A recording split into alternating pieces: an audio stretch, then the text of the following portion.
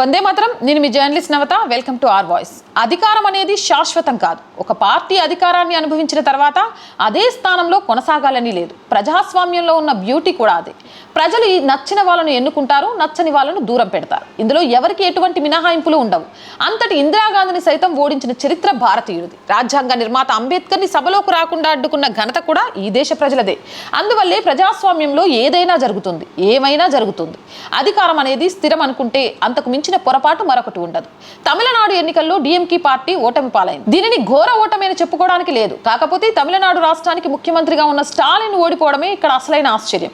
కొలత్తూరు నియోజకవర్గం నుంచి పోటీ చేసిన స్టాలిన్ టీవీకే అభ్యర్థి బాబు చేతిలో ఓటమి పాలయ్యారు. వాస్తవానికి స్టాలిన్ ఓటమిని డిఎంకే నేతలు అంచనా వేయలేకపోయారు. చివరికి స్టాలిన్ కూడా పసిగట్టలేకపోయారు. తన విజయం మీద పూర్తి స్థాయి ధీమాతో ఉన్న స్టాలిన్ ఈసారి కూడా ప్రభుత్వం మాది అన్నట్లుగా సంపూర్ణ విశ్వాసం వ్యక్తం చేశారు. కానీ వాస్తవంలో మాత్రం వేరే విధంగా కనిపించింది. అందువల్లే డిఎంకే పార్టీ ఓటమి పాలైంది.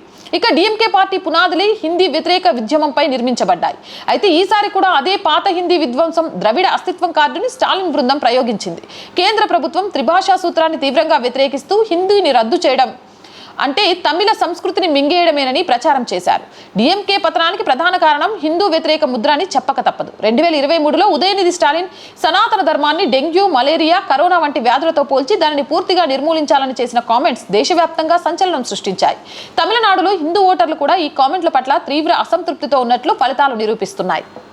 ఇక హిందూ మతపరమైన దేవాదాయ శాఖ ద్వారా ఆలయాల నిర్వహణలో జోక్యం చేసుకోవడం, పండుగలకు ఆటంకాలు కలిగించడం వంటి చర్యలు డిఎంకేకు తీవ్ర నష్టాన్ని చేకూర్చాయి. ఉదయనిధి తన కామెంట్లకు కట్టుబడి ఉంటానని మొండిగా ప్రకటించడం కూడా మధ్యతరగతి హిందూ ఓటర్లను పార్టీకి దూరం చేసింది. వాస్తవానికి స్టాలిన్ ఓటమి డిఎంకే కార్యకర్తలను ఇబ్బందికి గురి చేసినప్పటికీ ఈ శాస్తి ఆయనకు జరగాలని మెజారిటీ ప్రజలు అభిప్రాయపడుతున్నారు. ఎందుకంటే స్టాలిన్ అధికారంలోకి వచ్చిన తర్వాత ముఖ్యంగా ఓ వర్గం వారిని ఇబ్బంది పెట్టడం మొదలుపెట్టారు. ఆయన కుమారుడు ఉదయనిధి అన్ని వ్యవస్థల్లో అడుగుపెట్టారు. షాడో ముఖ్యమంత్రిగా వ్యవహరించడం ప్రారంభించారు. చివరికి సనాతన ధర్మాన్ని అంటురోగాలతో పోర్చారు. వాస్తవానికి నాడే స్టాలిన్ స్పందించి ఇటువంటి విధానాలకు స్వస్తి పలికి ఉంటే బాగుండేది.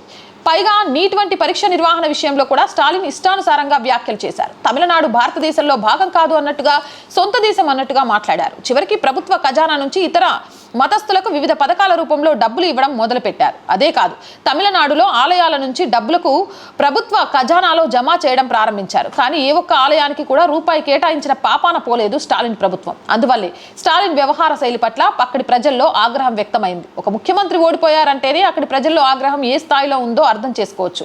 ఇప్పటికైనా డిఎంకే చేసిన తప్పుల నుంచి గుణపాఠాలు నేర్చుకోవాలి. బాధ్యతాయుతమైన ప్రతిపక్షంగా వ్యవహరించాలి. లేని పక్షంలో ఇటువంటి ఫలితాలే మళ్లీ మళ్లీ వస్తాయి. అప్పుడు డిఎంకే ఎన్ని రకాలుగా ద్రవిడవాదాన్ని తెరపైకి తీసుకొచ్చినప్పటికీ ఉపయోగం ఉండదు. ద్రవిడవాదం అనేది ఎన్నికల్లో ఓట్లు పడేందుకు మాత్రమే దోహదపడుతుంది, ప్రజల మనసులో స్థిరమైన స్థానాన్ని సాధించడానికి కాదు. ఇప్పటికైనా ఈ విషయాన్ని డిఎంకే నేతలు గుర్తుపెట్టుకుంటే మంచిది. అవునంటారా, కాదంటారా? కామెంట్ చేయండి. జై హింద్, జై భారత్. ఆర్ వాయిస్ ఫస్ట్ వీక్ వచ్చింది. శాలరీస్ మిగిలిన వాటితో చాలా ఆర్థిక ఇబ్బందుల్లో ఉంది. మీరు మాత్రమే ఆర్ వాయిస్ నిలబెట్టగలరు. సపోర్ట్ చేస్తారని ఆశిస్తున్నాను. సపోర్ట్ చేయాలి అంటే సబ్స్క్రిప్షన్ పక్కనే జాయిన్ అనే బటన్ ఉంది. 1 to 5 లెవెల్స్ ఉన్నాయి. ఏదో ఒక లెవెల్లో సపోర్ట్ చేయండి. లేదా స్క్రీన్ మీద గూగుల్ పే, ఫోన్ పేతో పాటు అకౌంట్ డీటెయిల్స్ ఉన్నాయి. మీకు తోచిన సహాయాన్ని అందించండి. వ్యాపార ప్రకటనల కోసం 8328500576 నెంబర్ని సంప్రదించండి. జై హింద్, జై భారత్.